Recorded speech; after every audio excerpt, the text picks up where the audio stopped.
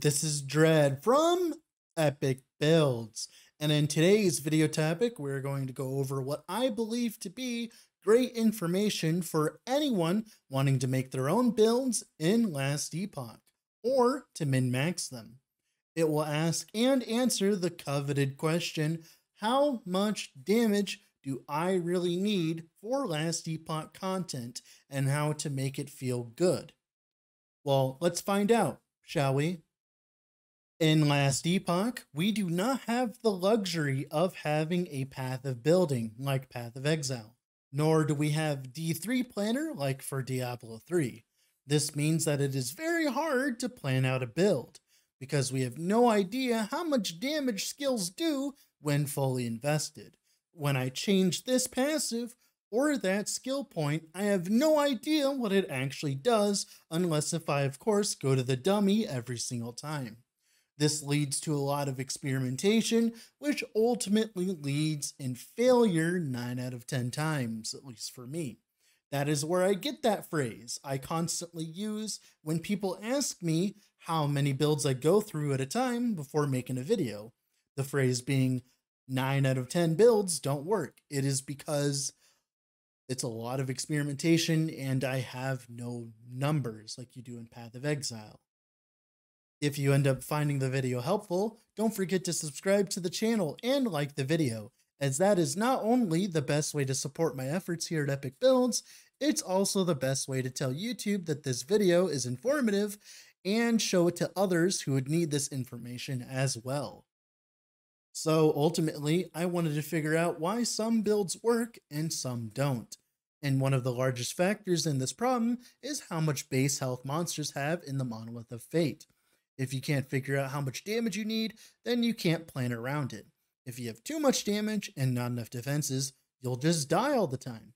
If you don't have enough damage and too much defenses, you will spend 4 minutes on the T4 temporal dungeon boss struggling and angry at the game, quitting out of frustration, or ultimately giving into cheating, which I see a lot on YouTube of late.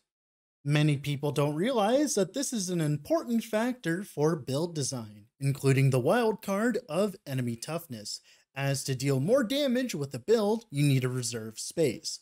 Last Epoch, much like a lot of different ARPGs in the genre, is a game of opportunity costs.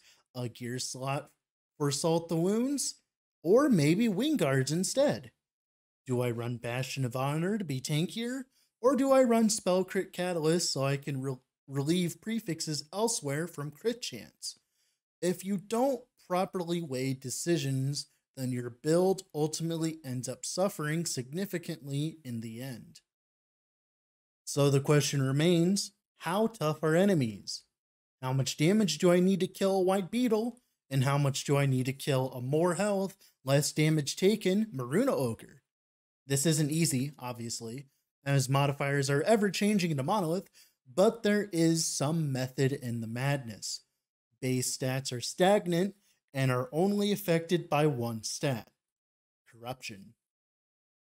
So, in Last Epoch, the normal standard for a build to feel good and function, at least in my opinion, in the opinion of the larger community, or my community, it is able to do 300 corruption fast and smooth. That's about the turning point of when you get a lot of loot and it's not too hard to push through and you don't spend 60 hours trying to kill one boss. If you're dying constantly, you lose stability, which leads to less boss uniques, less chances at good blessings, or less dungeon keys. If you don't have enough damage, you lose time because you spent 2 minutes killing that profane flesh, or you spend 5 minutes killing a 300 corruption Oribus. Time is another factor into all of this. If you're doing things faster and killing things faster, that's less time you spend in monoliths and more loot you gain. This is how PoE works, and it's how Last Epoch works to the same extent, even with its attempts to change this. Doing more monolith echoes is always better than going slower. So with that standard in mind, how much damage do you need to kill trash in 300 corruption monoliths? Surprisingly, not much at all. Through a lot of extensive research and hundreds of builds later, I have more of an idea and a grasp of concept on how much damage you actually need to feel good. Amarathi as well helped me with this, as he plays just as much as I do, so we can pool our results together and figure this problem out. I recently played a Hungering Souls Ignite Lich. You've probably seen some gameplay of it in this video. This build has an insane amount of single target damage for an Ignite build. Close to 1 million ticks on the dummy. This leads to anything being touched by it to die. But the problem is, you are utilizing a singular skull Hungering Souls, which is absolutely terrible for clear speed. You can do an infinite amount of damage, but if you kill one mob per cast, it still takes 20 casts to kill a spider pack versus a pack of 20 Maruna ogres. So how do we solve this? Infernal Shade has been the butt of many jokes, and the bottom of most people's skill tier lists for a long time, until this recent discovery. Infernal Shade does very little damage. In the same build, where I'm dealing millions of damage with Hungering Souls, I deal 24k ticks on the dummy with Infernal Shade. But Infernal Shade is infinitely better for clearing trash. To understand why this is the case, we need to look at how mobs in the monolith differ from the dummy. The dummy in Last Epoch has no resistances or DR, which means when we see our raw DPS on it, it is much closer represented by our DPS tooltip number, and it is an easy metric to measure between people because the dummy doesn't change at all ever. In monoliths, mobs take a lot less damage. Due to how OP Lich was, they had to scale back how much damage they actually took and to balance that factor, and it makes them take a lot less damage in Endgame. So quick TLDR of all these complex formulas, what I've found is monsters in empowered monoliths at a base take about 1/10 of the damage that the dummy does. So if I dealt 10k hits on the dummy, I would deal 1k hit to a mob in the monolith. And this is the same if we deal to Herot or to a March Beetle. This isn't always true, specifically with Oribus, he seems to have less of this DR, and it's always changing due to modifiers.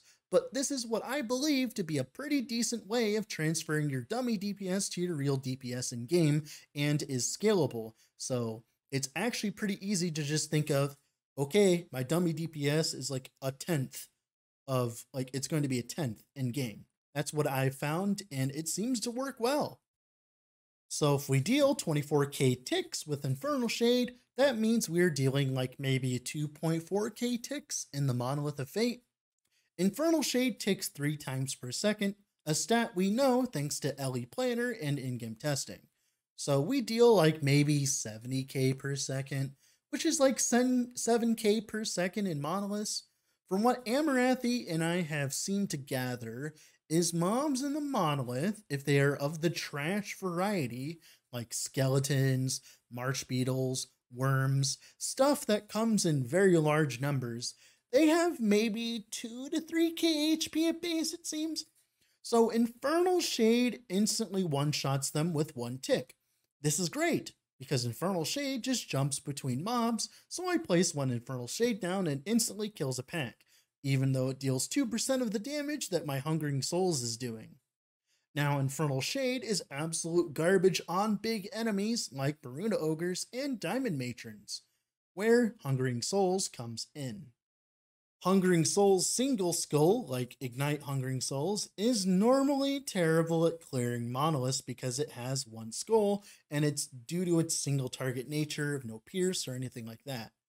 And there are plenty of skills that are like this, like Marrow Shards, Smite, and many others. But if we clear the trash that would normally steal all of our skull hits instead of dealing damage to what matters, like the Maruna Ogres and the Imperial Watchers and stuff, that infinitely makes the build feel better when all the trash is gone and we can focus on single target, which is why Infernal Shade is so strong for this build specifically that you see in the gameplay. I'll be honest, I have no idea how much base health a lot of these bigger mobs have, but I do know what builds handle them well. For reference, The Puncture build I have been playing has like 140k to 200k DPS in the dummy, buffed up, which is about the perfect amount you want to aim for to kill rares and big targets quick enough, as I can show in the gameplay and I feel in game. Anything more than this, of course, is great, but this seems to be the barrier for entry to delete rares in a quick enough time frame. So with this knowledge, we can average an estimate most big enemies have close to 10k HP to like 50k HP. And if we try this in Monoliths and try an Infernal Shade on something like a Maruna Ogre, it takes a long time to kill him. So 2k damage per tick, 3 ticks per second equaling to 6k per second, would take maybe like 10 seconds. And I can safely say that this is very close to what I experienced in game from my time in Last Epoch with this build. And other people who play a lot like Amaranthi can confirm this as well. So if 10 seconds is too long, what is a great amount of time to kill these mobs in? Usually 2 to 4 seconds, I find, because it's about like when they can start dealing damage to you. So 50 divided by 4 equals 12k-ish raw DPS, which is like 120k on the dummy, which reaffirms our findings, actually.